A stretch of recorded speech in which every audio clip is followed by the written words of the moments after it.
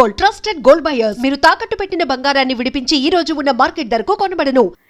ఈరోజు నాతో పాటు ఒక కప్పులు ఉన్నారండి. వాళ్ళ గురించి చెప్పాలంటే ఇంటికి పెద్ద దిక్కుగా, ఒక వదినగా, ఒక అన్నగా, వాళ్ళు తప్ప ఇంకెవరు అంత బాగా ఉండలేరు అనిపిస్తుంది నాకు. వాళ్ళ వీడియోస్ చూసిన ప్రతిసారి ఉమ్మడి కుటుంబాలు ఎందుకు కనుమరుగైపోతున్నాయి, వీళ్ళని చూసి నేర్చుకోవచ్చు కదా, వీళ్ళ దగ్గర ఇంత బాగుంటే ఎందుకు కుటుంబాలంటేనే విడిపోవాలి, మేము కలిసి ఉండలేము అనుకుంటారు అని అనిపిస్తుంది. చాలా చాలా బాగా అనిపిస్తుంది. ఎంత మాట్లాడినా దిష్టి తగలకూడదు అనమాట వాళ్ళకైతే ఖచ్చితంగా. సో ఈరోజు నాతో పాటున్నారు. Hi friends, welcome to Swapna Swamy vlogs. మేము బాగున్నాం, మీరు ఎట్లున్నారు? మీరు బాగున్నారా? మేము మస్తున్నాం. ఎంతేనా? అందరు బాగున్నారా? మేమైతే మస్తున్నాం. అందరు బాగున్నారా? మీరైతే బాగున్నారా? మేము బాగున్నాం మేడం. సో బోల్డ్ అని ముచ్చట్లయితే పెట్టేద్దాం, ఓకేనా? హాయ్, నమస్తే. నమస్కారం మేడం. బాగున్నారా? బాగున్నాం మేడం. మీరు బాగున్నారా? అబ్బా, అడిగినారు పోనీ మీరైతే. మీరు నన్ను కనీసం అడగట్లేదు స్వామి గారు బాగున్నారా అని. బాగున్నారా మేడం? బాగున్నా స్వామి గారు. కాదు, నిజంగా తెలుసా, అప్పుడెప్పుడో ఒక సంవత్సరం క్రితం చూసా ఎట్లున్నారు, మళ్ళీ అంతే ఉన్నారు. లేదు మేడం, లావ్ అయిపోయిండు. అయిపోయినారా? లావ్ అయిపోయాను. అట్లా ఏం కనిపించట్లేదు తెలుసా. కాకపోతే ఏదో ఇంటర్వ్యూ ఉంది కదా, కొంచెం ఇట్లా స్టిఫ్ గా కొంచెం అట్లేం లేదు, నార్మల్ గా చూస్తేనే అర్థం చేసుకోవచ్చు, కొంచెం భయం తోటి అట్లా. అట్లేం లేదు. స్వామి గారు భయపడేది భయపెడతారు అంతేనా? కాదు, పాలిటిక్స్ లోకి వెళ్తున్నారా స్వామి గారు? అప్పటి నుంచి ఉన్నది మేడం. ఉన్నారు. ఇంటర్ నుంచి అంటే నా ఎడ్యుకేషన్ నుంచి కూడా నేను అంటే స్టూడెంట్ ఆర్గనైజేషన్, దాంతోపాటు అన్ని ఇప్పుడు ప్యూర్ పాలిటిక్స్. నేను ఏదో జస్ట్ వైట్ వేసుకున్నారని అట్లా అడిగినాను. అట్లేం లేదు. వైట్ అంటే చాలా ఇష్టం. వైట్ షర్ట్ ఇట్లా ఐరన్ చేసి గద్దర్ టైప్ ఉంటే ఆయనకి ఇష్టం. అదొకటి ఇష్టం అనిపిస్తుంది. అంటే నేను బ్లాక్ ఉన్నా కదా మేడం, ఈ వైట్ వేస్తే కొంచెం బాగుంటది అనిపిస్తుంది. అంటే ఎవరైనా ఇన్స్పిరేషన్ ఉండేనా అప్పట్లో? ఎవరైనా మన తెలంగాణ వీరులు వీళ్ళని చూసి ఏమన్నా? అట్లా ఏం లేదు, ఇది నాకు ఓన్ మేడం. నేనే అనుకుంటా, ఒకరిని చూసి అట్లా ఏం ఉండదు. Hi Kriyansh. Hi, say hi బేటా. భయపడుతున్నారు ఇందాక నేను చూసి భయపడుతున్నాడు గైస్, నన్ను ఒక దెయ్యంలా చూస్తున్నాడు. అంటే లైట్స్ ఎక్కువ ఉన్నాయి ఇంటి దగ్గర, వేరే ఇక్కడ కొంచెం వేరే ఉంటది కదా అట్లా. మామూలుగా అయితే బాగా అల్లరి చేస్తున్నాడు కదా. చాలా అల్లరి చేస్తాడు ఇంటి దగ్గర, అస్సలు టార్చర్ చూపిస్తాడు వాళ్ళ మమ్మీకి, వాళ్ళ పిన్నికి. మామూలు కాదు. ఓకే, సో స్వామి గారు, నాకు లాస్ట్ టైం అనుకున్నాను నేను ఇది, ఇప్పుడు అడుగుదామని ఛాన్స్ వచ్చింది. మీ ఛానల్ పేరు చూడండి, స్వప్న స్వామి వ్లాగ్స్ అని ఉంటది. మీ తమ్ముడి ఛానల్ పేరు చూడండి, శిరీష శేఖర్ వ్లాగ్స్ అని ఉంటది. ఎందుకని ముందు ఆడవాళ్ళ పేరు పెట్టారంటే, వైఫ్ పేరు ముందు పెట్టేసి మీ పేరు ఎందుకు వెనక్కి పెట్టుకున్నారు? ఏమన్నా ఆలోచన ఏమైనా ఉందా? లేకపోతే అసలు ఏం లేదు మేడం, అట్లా ఏం లేదు. స్వప్న స్వామి వ్లాగ్స్ అంటే స్వప్న పలకడము కొంచెం డిఫరెంట్ గా ఉంది. సో స్వప్న స్వామి అయితే మంచిగా ఉంటదని చెప్పేసి అట్లా స్టార్ట్ చేసేది. అంతేనా? నా పేరు ముందు ఉండాలని ఏం లేదు. అట్లా ఏం లేదు, అసలు అనుకోని కూడా అనుకోలే. అట్లా జస్ట్ అట్లా అంటే ఫస్ట్ నార్మల్ గా చూసినాము స్వామి స్వప్న వ్లాగ్స్ అని చెప్పేసి, అది పలకడానికి కూడా మాకు కొంచెం రాలేదన్నమాట. మీకే కొంచెం ఇబ్బంది ఉంటే జనాలకి ఇంకా ఇబ్బంది అవుతుంది అందుకని చెప్పేసి నా పేరు ముందు చేసారు. అట్లా అంతే, నా పేరు పెట్టాలని ఏం లేదు కదా, జస్ట్ అట్లా. ఎవరు ఆలోచన అసలు ఈ ఛానల్ పెడదామని? నేనే మేడం. ఎందుకు అనుకున్నారు? ఎందుకంటే మేడం, నేను చాలా స్ట్రగుల్ ఉండే. చాలా అంటే నేను ఒకప్పుడు నా ఫేస్ బ్లాక్ ఉంటా ఒకటి, ఆ కెమెరా ముందు చూడాలంటేనే మనం ఎవ్వరు చూడరు ఫస్ట్ ఆఫ్ ఆల్. ఒకప్పుడు నేను రైటర్గా, సింగర్గా ముందుకు వద్దామని చాలా ప్రయత్నం చేసిన, కానీ నా వల్ల కాలేదు. సో ఏదైనా సరే నిలబడాలి, నిలబడాలి, అది ఎట్టి పరిస్థితుల్లో చేయాలని తపన చాలా ఉండే. నేను వేరే వర్క్ చేసుకుంటూ కూడా దీన్ని మాత్రం ఎట్టి పరిస్థితుల్లో వదలలేదు.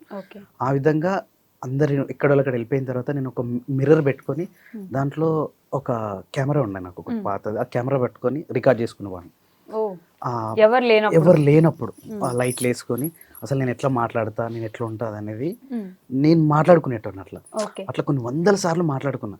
దాని తర్వాత ఇప్పుడు చాలా మంది నన్ను అడుగుతారు, అంత అసలు ఆ స్లాంగ్ ఎట్లా మాట్లాడగలుగుతావు, ఆ ఫ్లో ఎట్లా మాట్లాడగలుగుతావు, అసలు మీరు ముందుగా అనుకొని మాట్లాడతారా, లేకపోతే అది ప్రిపేర్ అవుతారా, అసలు ఏంది అని. నేను ఒక సబ్జెక్ట్ ఏదైనా మాట్లాడుతున్నా అంటే ఆటోమేటిక్గా నేను మాట్లాడేస్తూనే ఉంటాను, కంటిన్యూగా మాట్లాడేస్తూనే ఉంటాను. ఇప్పుడు కంటిన్యూగా ఒక స్పీచ్ ఇవ్వాలన్నా కూడా ఒక 1/2 hour మినిమం మాట్లాడతాను మనం. అంటే పెరిగిపోయింది, ఆ ఫ్లో పెరిగిపోయింది. ఒక 5 years కింద నుంచి నేను ఇట్లా స్టార్ట్ చేస్తున్నాను. ఓకే, కానీ అప్పుడు దానికోసం 100 సార్లు ముందు ప్రాక్టీస్, చాలా వ్యూస్ పోయేది లేదు. అప్పుడు చాలా కష్టపడే. అప్పుడు స్వామి సింగర్ అని ఫస్ట్ యూట్యూబ్ ఛానల్ ఒకటి ఉండే మేడం. ఓకే, అది వ్యూస్ లేకుండే, ఖర్చు ఎక్కువ పెట్టేశాను, వ్యూస్ రాకుండే, కానీ డౌన్ అయిపోయాను. ఓకే. సో అది అక్కడనే పెట్టేసి స్వప్నస్వామి బ్లాగ్స్ మళ్ళీ స్టార్ట్ చేస్తాం. The biggest life changing moment అనిపించింది ఏంటి యూట్యూబ్లో? ఎవ్రీడే చేంజింగ్ ఉంటూనే ఉంటుంది, అట్లా ఏముంటుంది. అంతేనా? మెయిన్ ఏంటంటే మేము మా కుటుంబం మొత్తం ఒక్కటిగా ఉండడం, మ్మ్. అది మాకు చాలా బాగుంటుంది. ఓకే. దాంతోపాటు మేము ఏం చేయాలనుకున్నామో మేము ఫ్యామిలీగా డిస్కషన్ చేస్తాం. మ్మ్. నేను ఏది చేయాలనుకున్నా కూడా ఫస్ట్ వీళ్ళందరికీ చెప్తాను. ఓకే.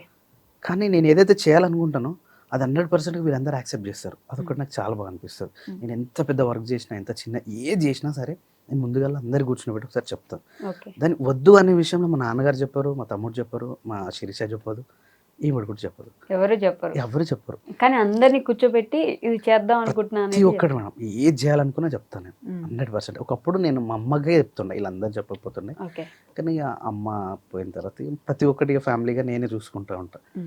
ఇది కొత్త డెసిషన్స్ ఏమైనా తీసుకోవాలన్నా ఏదన్నా కూడా నేను చూసుకుంటాను. ఓకే. అంటే ఎన్ని ఇయర్స్ అవుతుందమ్మా?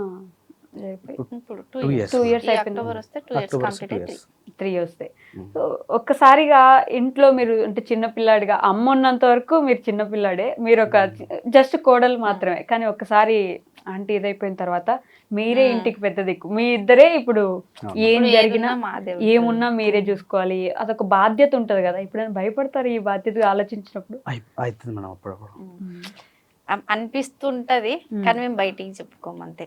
అంటే నెక్స్ట్ ఏం జరిగితే ఏదేమైనా మమ్మల్ని అంటారు, అయ్యో మీకు తెలియదా, మీకు చెప్పలేదా. ఫస్ట్ వేసేది క్వశ్చన్ అయినా మమ్మల్ని వేస్తారు, ఆన్సర్ అయినా మేమే చెప్పాలి. చిన్నోళ్ళని ఎవరు అంతా అడగరు కదా. వాళ్ళు అయ్యో వాళ్ళు చిన్నోళ్ళు, వాళ్ళకి తెలియదు, పెద్దోళ్ళు ఏం చేసిర్రు అని అంటారు. అట్లా భయం ఉంటది, కానీ అట్లా కానియకుండా ట్రై చేస్తా ఉంటాం అన్నట్టు. ఓకే. నాన్నగారు అంటే సపరేట్ గా ఏదో ఒంటరిగా ఉంటున్నట్టు నేను అనిపిస్తుందా మీకు? అమ్మ అస్సలు ఉండను మేడం, అస్సలు ఉండను ఇవ్వ. అంటే స్టార్టింగ్ లో ఒక 2-3 months అట్లా feel ఆ ఫీల్ ఉండే. ఎందుకంటే నేను బయటికి రావడానికి నాకు చాలా టైం పట్టింది. కరెక్ట్. వీళ్ళందరినీ చూసుకోవడం అసలు ఎక్కడ వెళ్ళిపోతాం ఏంది చాలా భయం ఉండే.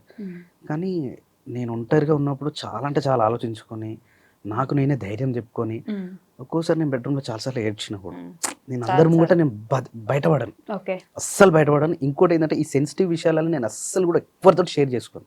ఏమున్నా జోక్గా ఎక్కుంటా, ఇంకా నవ్వించడం, ఎనర్జీగా ఉండడం ఇది ఎక్కువ ఉంటాను. బయట ఎమోషన్ మాత్రం నేను ఎప్పుడు నా మేము పర్సనల్ గా నా రూమ్ లో ఉంటా తప్ప. తిడతాడు, ఎందుకు ఏడుస్తున్నారు. మా చెల్లి కూడా ఇప్పటికీ ఇంటికి వస్తే అమ్మని గుర్తు చేసుకుని కొంతమంది ఏడుస్తుంటారు. కానీ మా చెల్లికి 2 times నేను చూసాను, 3rd time చెప్పేసిన, అట్లా ఎవరమైనా ఇప్పుడు ఇక్కడ ఉంటున్నాం అంతే, తర్వాత ఎవరమైనా ఒక రోజు వస్తుంది. ఆ రోజు మన అమ్మకి చాలా తొందరగా వచ్చింది. సో మనం హ్యాపీగా ఉండాలంటే, అమ్మ కూడా హ్యాపీగా ఉండాలంటే మనం అందరం మంచిగా ఉండాలి, కలిసి ఉండాలి తప్ప ఎప్పుడు ఏడవద్దు. కాకపోతే ఆ హ్యాపీగా మనం ఉందాం అమ్మని తలుచుకొని, కానీ ఏడ్చుకుంటాం మనం ఉండొద్దు. ఇది మా నాన్నకి చెప్పాను, మా అమ్మకి చెప్పాను, మా చెల్లెకి చెప్పాను. ఇక మేము అందరం గుర్తు చేసుకుంటాం ప్రతి పని. ఇప్పుడు మీ ఇంటర్వ్యూకి వస్తుంటే కూడా నేను మా అమ్మకి మొక్కే వస్తాను. మేము ప్రతి పని మా అమ్మకు దండం పెట్టుకున్న తర్వాత మేము దేవుడి దండం పెట్టుకుంటాం. అంటే మా అమ్మ ఆశీర్వాదం మాకు అట్లా ఉంటుంది. కానీ బెడ్రూమ్ లో పట్టుకుని ఏడుస్తారు ఎవరికి అది ఉంటది కదా మేడం, అంత మర్చిపోలేము అది. ఎందుకంటే మా అమ్మతో నేను చాలా క్లోజ్ ఉంటాను. మా నాన్నకు అంత దగ్గర లేకుండా కానీ మా అమ్మతో చాలా, అది హ్యాపీ అయినా సంతోషమైన ప్రతి ఒక్కటి కూడా, నేను ఏదైనా తప్పు చేసినా కూడా అయితే అయింది తీరా పోనీలే, ఎవరు చేరు తిట్టకపోతుండే, అయితే అయిందిలే. పెద్ద పెద్ద తప్పులు చేసిన వాళ్ళు ఉన్నారు, ఇది ఒక తప్ప, పోనీలే నేను ఎక్కడ బాధపడుతున్నాను ఇంకేదైనా చేస్తే కూడా. అంటే ఆ చనువు తీసుకొని నేను మళ్ళీ నెక్స్ట్ తప్పుకు నేను వెళ్ళిపోతున్నాను. ఏమైనా చేస్తే కూడా మా అమ్మ గుర్తొచ్చేది. ఆ విధంగా నేను చాలా ఎక్స్పీరియన్స్, అంటే ఇంకా లైఫ్లో ఇంకా ఇంతకంటే మోటివేషన్గా, ఇంతకంటే ఎక్స్పీరియన్స్గా ఇంకొకరు ఉంటారు. మా అమ్మ ఫోటో చూసేదాన్ని మాకు అనిపిస్తుంది